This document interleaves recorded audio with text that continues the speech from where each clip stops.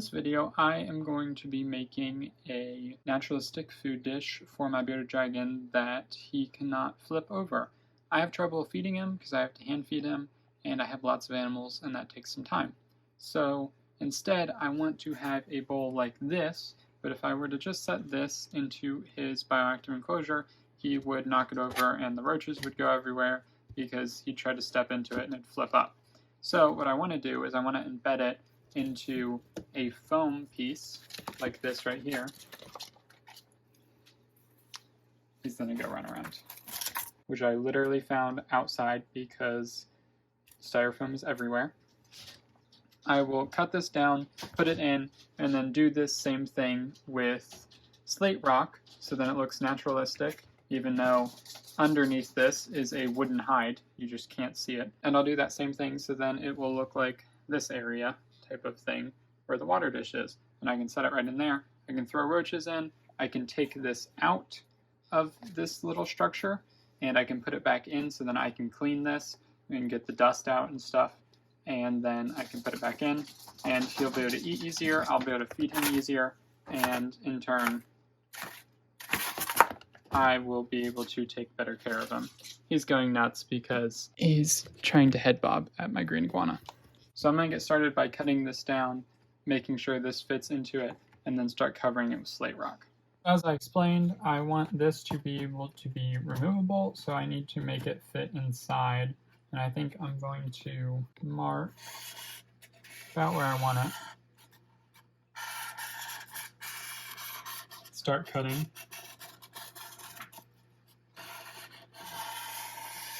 Honestly, I think I might make it go all the way through, so then if dirt gets in there, it'll just go through. So then when I remove stuff, like isopods can be under there, so it'll just be covered with stuff all the way around. So there won't be any sides that don't look like dirt or something.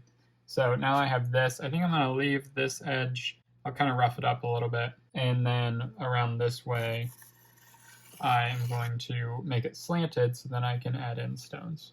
So now that I have this basic form, I am going to take it out into the garage and I'm going to use a heat gun to hopefully get all these pieces so like it's not falling apart everywhere. Then I'm going to go with hot glue and I'm going to take rocks and start placing them around. And then after that I'm going to cut again so then it can kind of layer this way. And then on this side I'll kind of do it more rough with like rocks going more slanted downward because it's just easier to do it that way.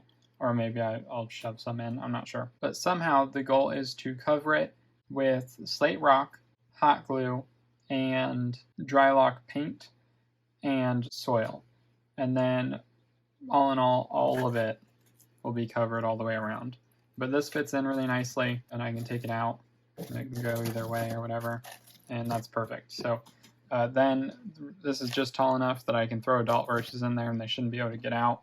And then he'll be able to eat without being able to flip this over because it's just too big and it'll be heavy because of the rocks. And I'll be able to set it in there and it'll blend in with everything else. So I ended up doing this outside because what it does is it makes it a lot harder, but it releases a lot of fumes. So you definitely do not want to do this inside. It's dangerous.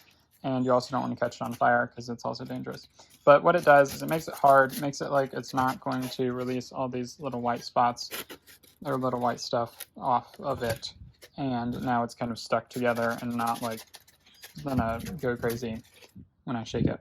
So that's good. It'll make it easier to work with, easier to like glue onto and everything. So that is what the heat gun's for. It's nice. I made this project a little over a year and a half ago, and it seems that I did not film the rest of the process other than sweeping up all of the foam on my desk. At this current time, I'm not sure why I stopped filming at this point of the project, but I guess it was too much for me at the time, and I was more focused on getting the project done. Since there is no original footage to look back on, I will do my best to describe the method I used after this point. First, I coated the hardened foam with gray tinted Drylock. I use original Drylock and I color it gray using charcoal Quikrete coloring. Drylock is a water-resistant sealer paint that is advertised for use to seal concrete and masonry. However, it has been popularized in the DIY pet trade for use in sealing foam for enclosure backgrounds and other projects.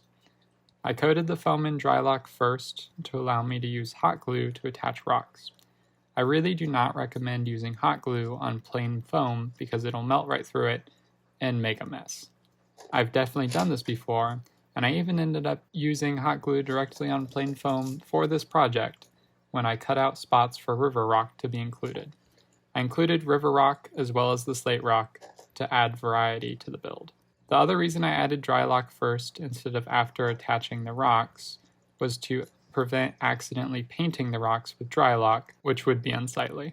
I did not only use hot glue as an adhesive for this build. I used gel superglue to conceal when the other adhesives were showing by attaching bits of soil. I also used silicone, which is better and longer lasting than hot glue.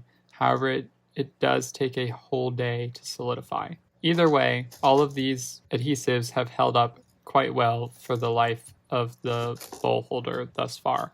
And all of the adhesives are safe. It's not like they're safe for the reptile to eat, but they're safe to have in the enclosure with it. Now I'm going to feed Richard present day, and you can see him enjoying some roaches with the bowl holder in action. Here he is. And you can see him immediately notice. He knows what it means when the bowl comes in. And he should be pretty hungry. Let's see. He's going to come down and wreak havoc.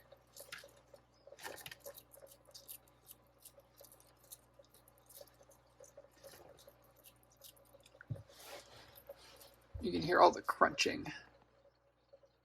One aspect of this bowl holder that I touched on earlier, but has been really nice, is the hole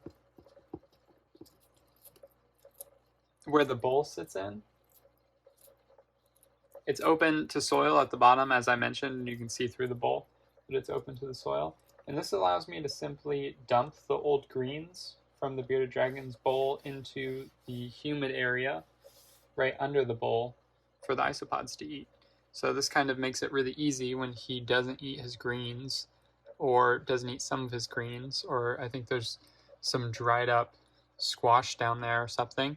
And then I just flip the bowl over, I dump it down there. It generally stays pretty humid down there. It isn't currently, but that allows the isopods in this bioactive enclosure to eat the leftover food. There you go for it. They're not moving. There you go. Is to get it down the right way.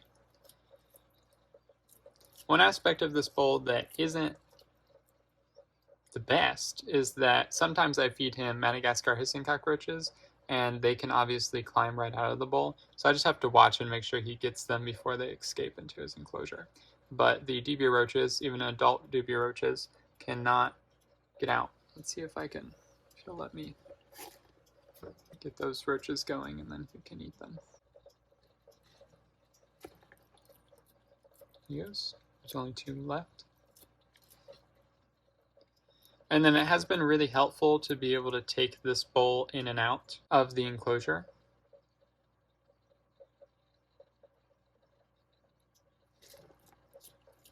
Because sometimes on the bottom, since it does get humid down there, it'll get moldy or something. So I can take it out, or there's like the greens stick to it on the inside. I can just take it out and wash it. It's not a big deal. I know it is kind of unsightly to have, the plastic bowl sitting in here, but it's what he needs, so that's just kind of how it is. And then you might have noticed over time the enclosure's kind of changed. I cover a lot of the dirt with slate rock and bark and stuff, and then if he does want to dig, he can dig in his hide.